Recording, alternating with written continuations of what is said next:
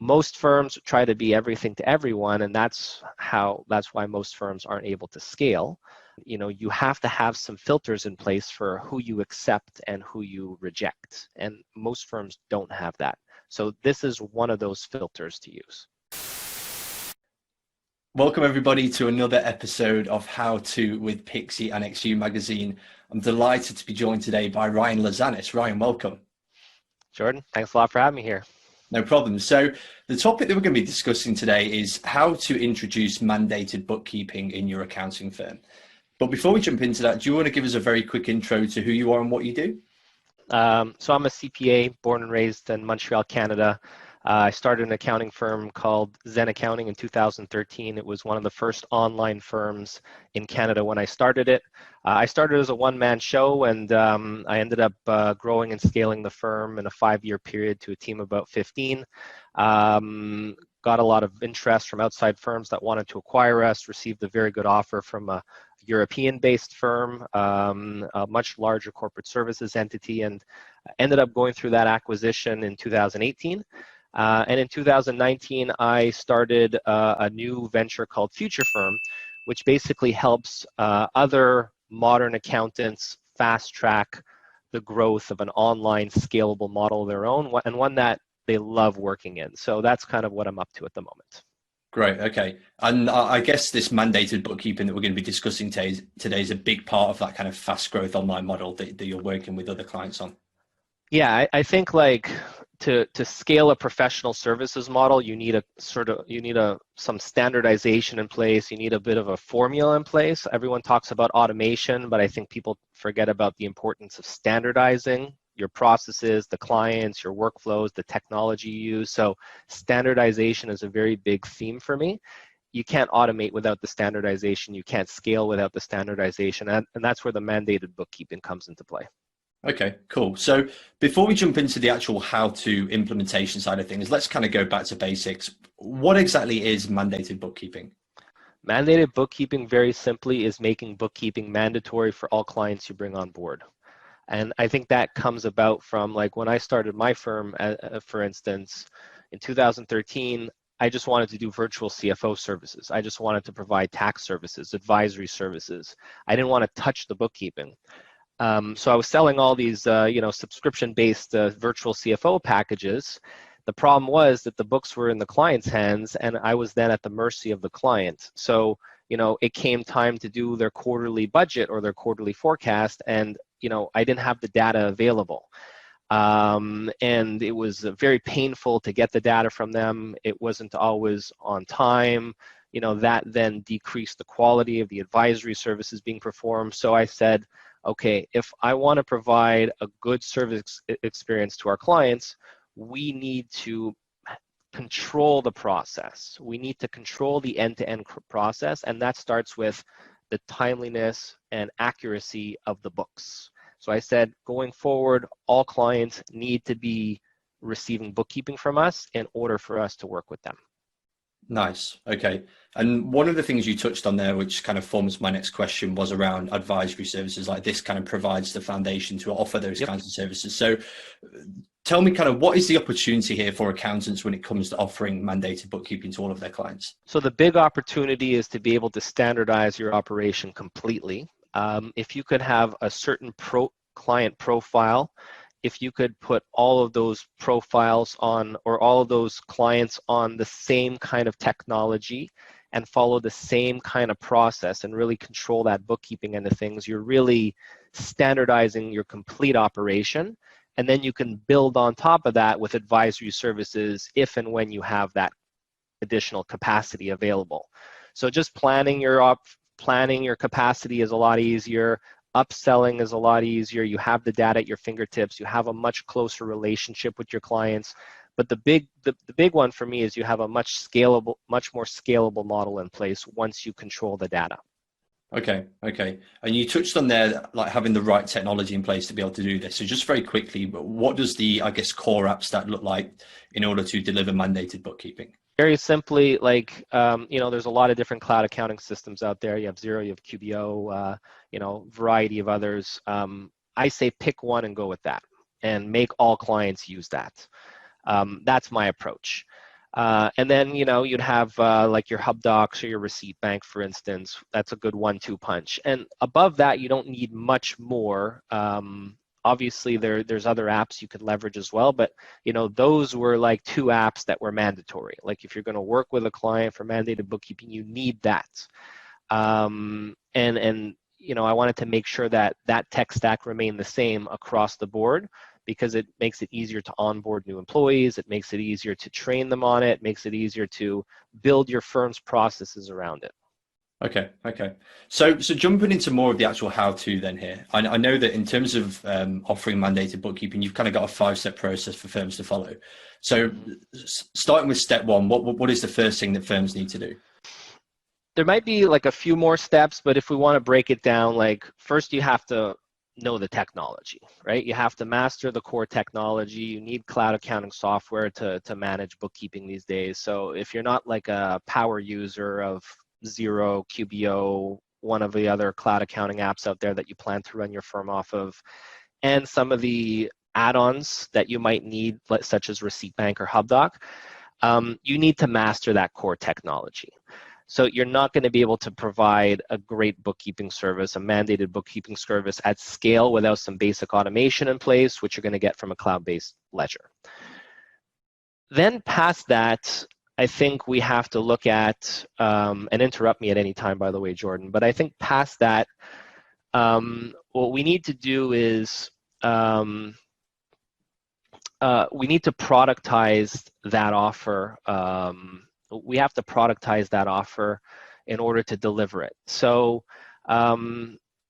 what we're essentially going to do is, let's say you're a firm that's not offering bookkeeping at the moment, that's maybe offering virtual CFO services. Maybe you're just offering services once a year. What I'm suggesting is to turn your offering into a subscription-based offer and bundle up all the things that you're doing throughout the year into a product, essentially, and offer that to your clients. So we don't have a ton of time to go into the nuts and bolts of productizing and offering here, but essentially I like to break that down into 3 components. What is the services that you're providing? So it could be tax services, bookkeeping service, virtual CFO service. What is the level of support that you're providing throughout the year to your clients, such as, do you have unlimited access to a bookkeeper, unlimited access to an accredited accountant? How often can they get in touch with you? So what is the level of support that you're providing to these clients? And then lastly, what's the technology that you're including in your plan? Are you including Xero, QBO, Receipt Bank, HubDoc, any other apps? So that's the very basics of taking everything you do, turning it into a product, and turning that into a subscription offer. Okay, so we're not just talking about productizing the bookkeeping, but we're talking about bundling it together with all the other stuff that goes on throughout the year as well. Exactly. Yeah. Okay, cool. So moving on to the second step then, this is all about figuring out where the needs are within your existing client base. So you've created this offer. How do you now take it to your clients where you might not be currently doing their bookkeeping? And I think this is where a lot of people get hung up. Like when I'm working with firms right now, they get hung up on how do they sell a bookkeeping service if they maybe have not been used to provide. Maybe, a lot of firms are providing a once a year bookkeeping catch-up service and they're not used to doing it on a monthly basis. So here what we're doing is, when it comes to bookkeeping these days, is we're alleviating the pain point of the day-to-day mundane, tedious tasks of bookkeeping. And in order to do that, we need to take over a process. So what we're doing with bookkeeping is we're simply taking over a process and making it pain-free for the business owner.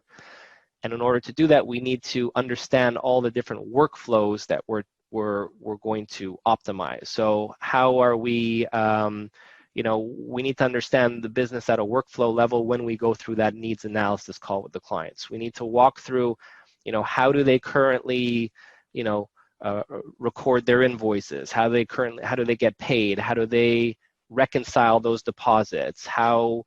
What sort of expenses do they have? How do they pay for those expenses? Is it by check? Is it by e-transfer, for instance. We need to walk through all those workflows and identify what's working well and what's not working well. And then we have to map out in our head, how are we going to alleviate those pain points, or how are we going to smooth out all those workflows, and then be able to present the solution to the client essentially at the end of the day.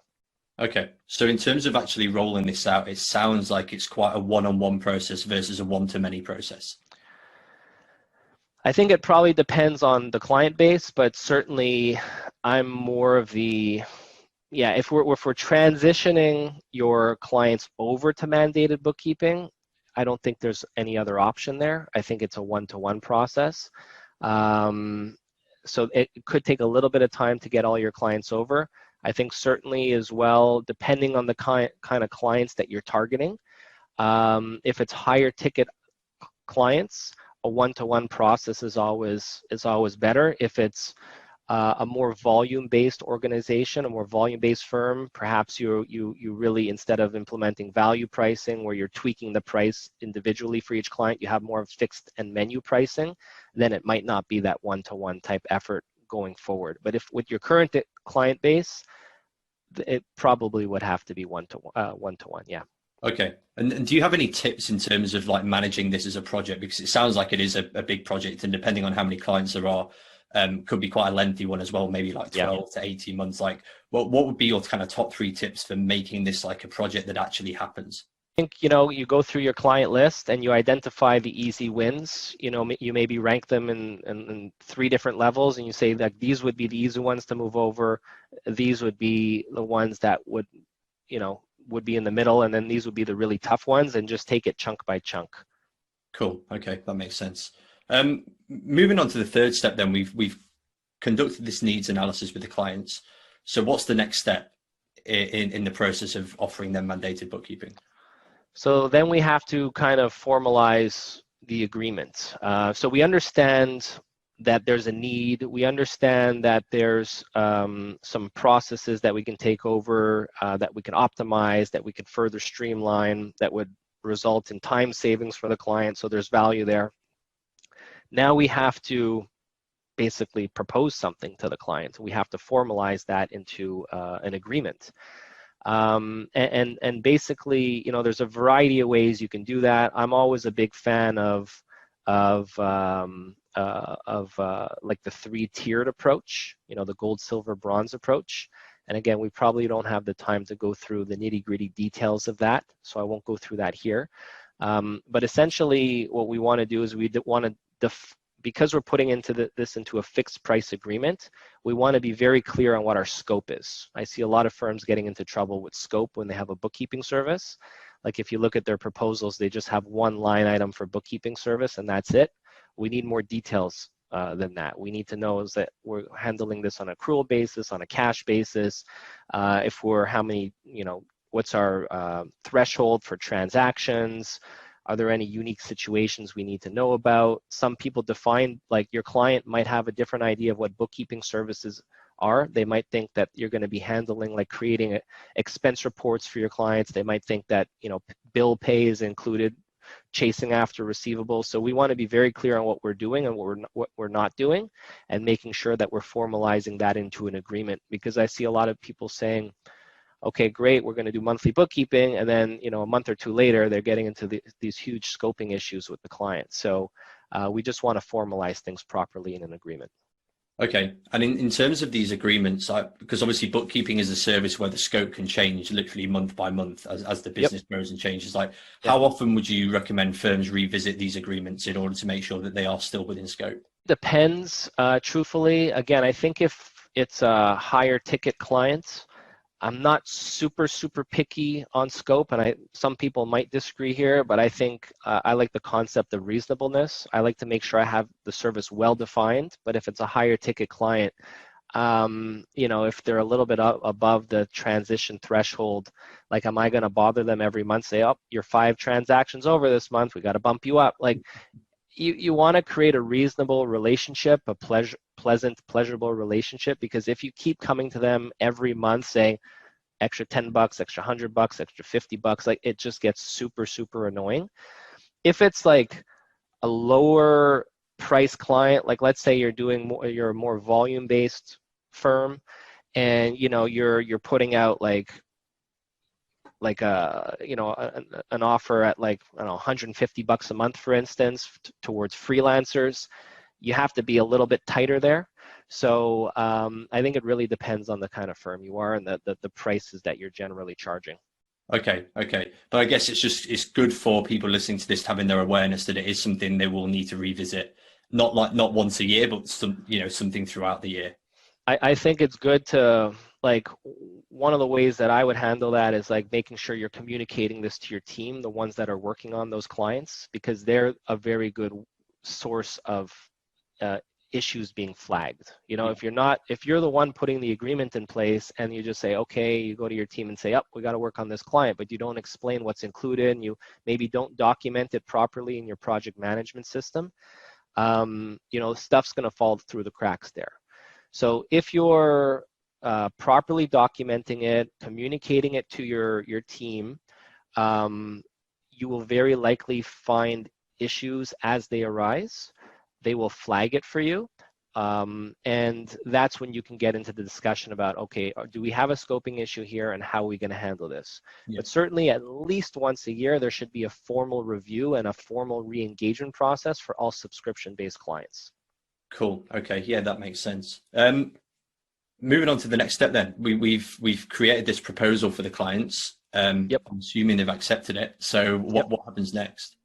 If you're bringing on a new bookkeeping client, or if you're handling the bookkeeping process now for that particular client, we need to now onboard them into the bookkeeping workflow, into your bookkeeping workflow. So that you need to have a checklist for what your onboarding looks like. So, it could be setting them up on Xero, setting them up on Receipt Bank, setting them up in your project management system, having a kickoff call with the client to communicate reiterate what the process is going to look like, having a knowledge transfer call with your team to communicate, the scope and what's included and what the responsibilities are. So you need a checklist. You need an onboarding checklist that is applied to each of these new mandates that now comes into your firm. And you should not start working on that client until that checklist is complete. Okay. And this checklist, I think you kind of alluded to some things on there, but what are the kinds of things that it should be containing? It's everything in terms of getting the client onboarded with the technology, making sure the team are aware of the client and what's happening, all that kind of thing. Everything you need before work can commence. So like maybe there's some catch-up bookkeeping that's included. Well, you need all those bank statements, you need those transactions and CSV format, you need the bank feeds connected, you need all of that stuff in place before you can start working. Don't get in there with partial information. Your team needs to know what's going on. Again, they need to know the scope of the mandate. They need to know what's included. They need to know the tasks, the deadlines, all that stuff. I always like a launch call or a kickoff call with the client to kind of reiterate what that process is, what their responsibilities are, that kind of thing. You might have to get access to read-only access to their bank account, stuff of that nature. So everything you need to have in place before you start working on the client. Cool. Okay. So the point here is that firms should actually take time to build this checklist out and make sure it's robust and ticks all of the boxes before they even think about doing this. Exactly. And it should all be loaded up in your project management system. Cool. Okay. Moving on to the fifth and final step then. So how do we actually mandate this for all new clients? So very simply, any client that comes into your firm, my approach here is, if you want to scale, if you want to standardize, if you want to streamline, if you want to automate, the core of it is really controlling the data. So you're not at the mercy of the clients. In an ideal world, the client would have their own bookkeeper, and it would be, everything would be up to date, and you could just handle the advisory work and the tax planning, all that kind of stuff, but that's not the case.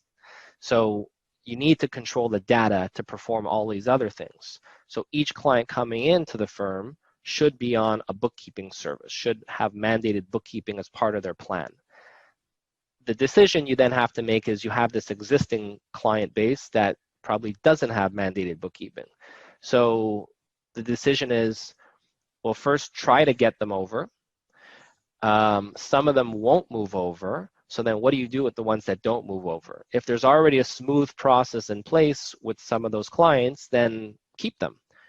But if there's certain clients that are always causing issues, and it's resulting in a service that's not optimal for either party, then there's the hard decision to then cut those clients. Yeah. Okay. What would be your recommendation to a firm where perhaps they're concerned that by mandating bookkeeping for new clients, they're going to cost themselves business? Because I've had this discussion along the lines of niching in the past, where you speak to firms about picking a particular niche to focus on, and they're kind of like worried that if they get clients from other industries coming in, that they're going to lose out on business. And I guess you could apply similar logic to this and say, a good client comes in, they've got their bookkeeping taken care of in-house, so they don't need you to do it. What would you recommend in that circumstance?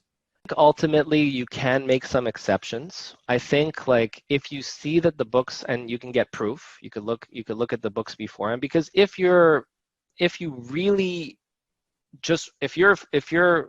focused on providing like tax services, tax planning, virtual CFO services, well, you need the data in place. You need good data. So that's why I'm suggesting mandated bookkeeping. It's very rare that you have good data.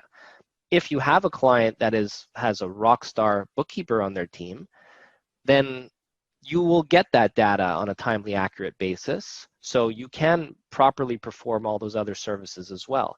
The issue is you very rarely are able to get good data. So that's why I'm suggesting to mandate bookkeeping. So I think there's some exceptions that you can make in place. At the same time, most firms try to be everything to everyone, and that's why most firms aren't able to scale.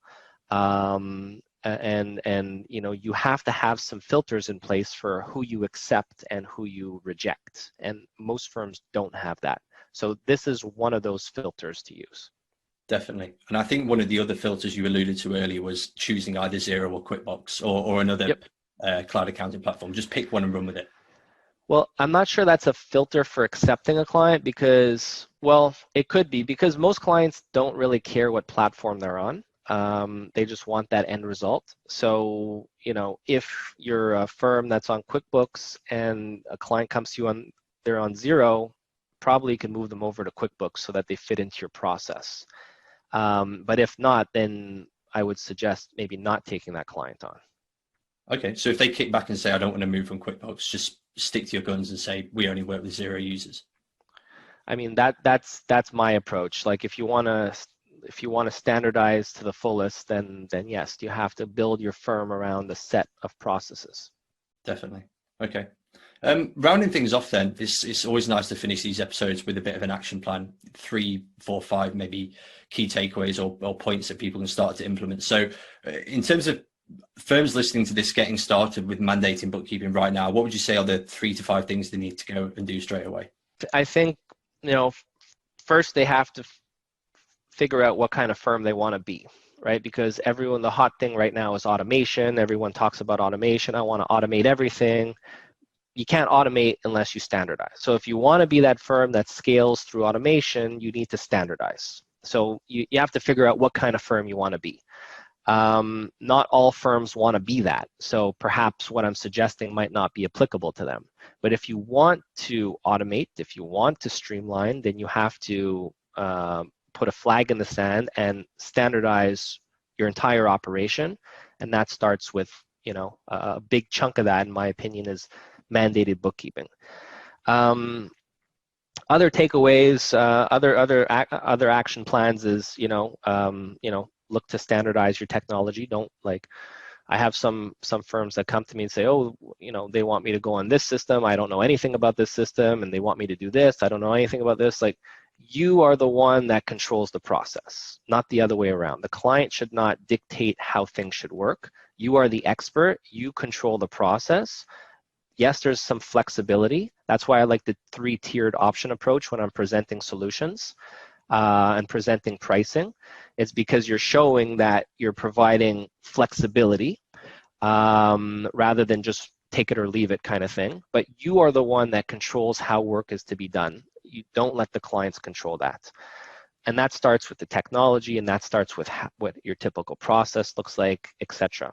So really just getting clear on the kind of firm you are. If you're looking to automate and scale, then I really heavily believe in mandated bookkeeping, and then look to standardize the technology used and come up like with the best way to handle your core processes, essentially your bookkeeping, to get the work done, and then stick to that. Perfect. Okay, nice. If anybody's got any questions for you about this or anything else, where's the best place for them to reach you? Yeah, so the best place is through my my weekly newsletter. I send a newsletter to about 3,000 firm leaders that want to fast track the growth of an online scalable firm, and I'm usually sending out like exclusive tips and content that helps them achieve that. So it's a free newsletter, and they can just go to futurefirm.co, so www.futurefirm.co/newsletter, and sign up there. Perfect. Okay, Ryan, thanks a lot for your time. Jordan, appreciate it.